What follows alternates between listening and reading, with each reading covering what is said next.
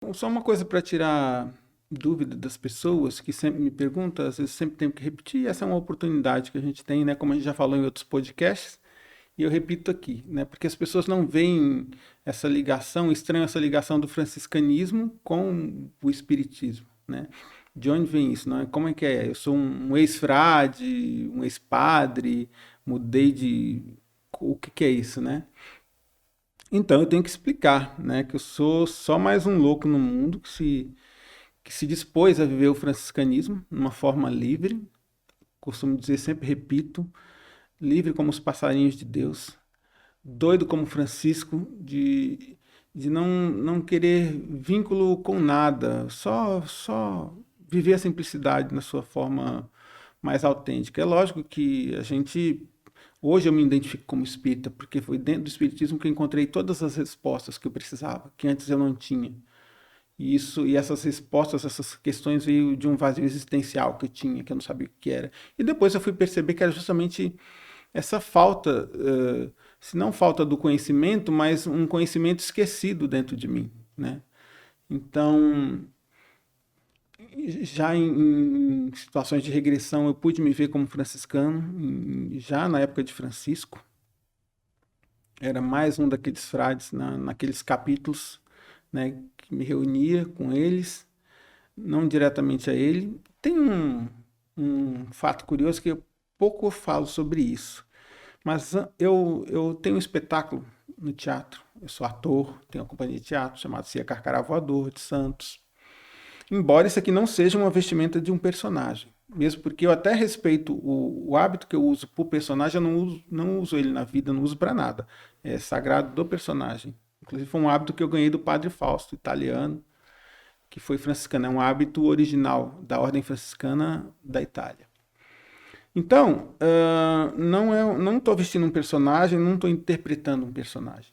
Estou vivendo um franciscanismo, né? Então, como eu não me encontro, eu já fui católico, quando, quando saí da Igreja Católica, né, eu quis estudar outras religiões, né, e fui estudar de forma teórica várias religiões, o hinduísmo, o budismo, o espiritismo foi um, né? Então, as vertentes das igrejas religiosas, evangélicas, né? Então, onde mais eu encontrei resposta foi no Espiritismo. Então, duas provas cabais que eu tive.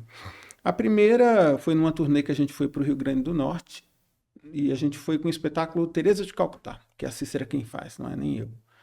Nessa época, eu estava só na mente de fazer algo para Francisco no teatro. Era só um sonho, mas eu não tinha um encorajamento, eu não me achava capacitado para fazer. E também tinha uma ideia errada disso. Eu achava que para mim interpretar Francisco eu tinha que ter o mínimo das virtudes que Francisco teria. E é lógico que isso não ia acontecer nunca, né? Então o projeto ficou parado aí. Os textos que eu conseguia, que eu pesquisava, as pessoas que me mandavam textos da peça de Francisco tinham muitos personagens. Eu falei, eu não vou conseguir realizar isso nunca, porque eu vou depender da agenda de um monte de gente. E eu queria depender só da minha agenda. E eu queria fazer gratuito, eu não queria cobrar, não queria, sabe, lotar um teatro e cobrar das pessoas. Então eu sabia que ninguém também ia topar fazer isso comigo, gratuitamente. Então eu precisava que fosse só eu mesmo. Então fomos num centro espírita, nessa turnê fomos numa casa espírita. E um dos médiums da casa, sem saber que eu era franciscano, porque eu estava com roupa comum, calça jeans e camiseta, e tênis, não tinha nenhum resquício que eu fosse franciscano. Um irmão espiritual franciscano chegou no médium e ele começou a falar comigo como um franciscano. E coincidentemente, não tem coincidência, um outro médium na mesma hora também mediunizou e veio outro irmão franciscano, os dois falando ao mesmo tempo. E um desses chegou olhando no meu olho, chegou bem perto, quase só faltou me beijar.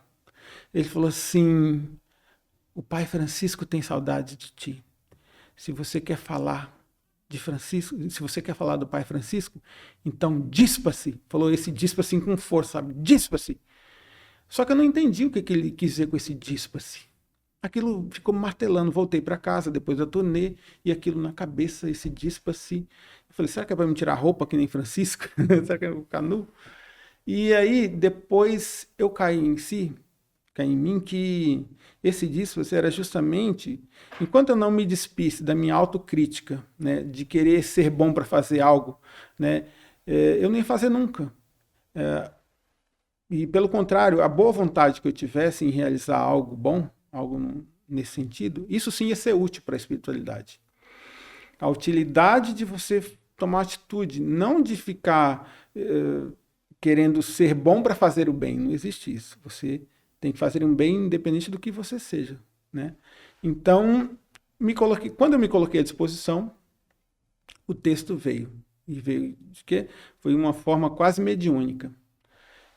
Porque o texto veio assim numa... Lógico que teve uma pesquisa. Esse livro aqui, inclusive, é um dos que tem... me perguntam qual o melhor livro para ler sobre Francisco, eu como franciscano. Esse livro, O Irmão de Assis, de Inácio Larrañaga, é o que de melhor você vai ler sobre Francisco de Assis. Eu lembro que quando eu li ele na minha juventude, a minha vontade era de, no mesmo tempo, vestir um burel franciscano e sair no mundo, sabe? Então, houve coisas desse livro, houve pesquisa dos filmes, né, coisas que eu achava interessante retratar no teatro, coisas que eu tinha visto em filmes, fiz um apanhadão, mas quando eram só pequenos pedaços, eram vários recortes que nada unia com nada. Mas aí a Cícera falou assim, nessa época eu já trabalhava mediunicamente no nessa época eu não trabalhava como psicógrafo, mas já entendia o que era psicografia, já entendia um pouco do espiritismo. Então me concentrei nesses estudos e quando o texto veio, ele veio assim, num dia, um texto de 17 páginas, não é qualquer coisa, hein? Então 17 páginas que quando eu li eu falei, sabe, tudo fazia sentido, né? Então, eu não sei nem se eu fugi do assunto, não sei onde eu... Tá interessante, tá interessante. Só sei que, assim, o meu franciscanismo... Você estava dizendo no sentido de você ter começado a entender até essa origem do teu franciscanismo, né? Que você tinha outro tempo uma experiência de regressão e essa... Isso, da regressão, exatamente, e da questão mediúnica. Né? Num trabalho de regressão, eu me vi como frade franciscano, numa época medieval, né? E eu lembro de estar no meio de uma multidão de frades como eu estava vestido igual a eles, e de repente acontece um alvoroço, como se tivesse chegado alguém importante ali.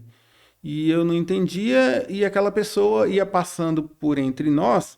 É como, sabe, quando um famoso vai e tem aqueles protegendo para ninguém chegar perto e tal, e tinha isso, um monte de irmãos também fazendo aquele círculo para que Francisco conseguisse chegar até um lugar em que ele pudesse nos comunicar. E eu lembro que ele olhava assim para mim e não falava nada. E a sensação que eu tinha durante esse trabalho de regressão era de uma angústia por ele não ter reparado em mim, por ele não ter falado comigo, não ter... Simplesmente, e provavelmente eu seja só um naquela multidão dos frades que seguiam Francisco. Só que numa outra ocasião, um irmão, através do médium, falou assim, Francisco, ele não falou com você, mas ele perguntou quem era você para um outro irmão. Quem é aquele irmão? Quem é aquele que está ali? Né, que tem algo diferente. Então, vejo que isso é uma coisa de reencarnatória, né? E um outro sinal, uma outra pista é de que fui um desertor da ordem para constituir família. Fui um desses que não aguentei a questão celibatária, né? E desejei também constituir família, sair da ordem.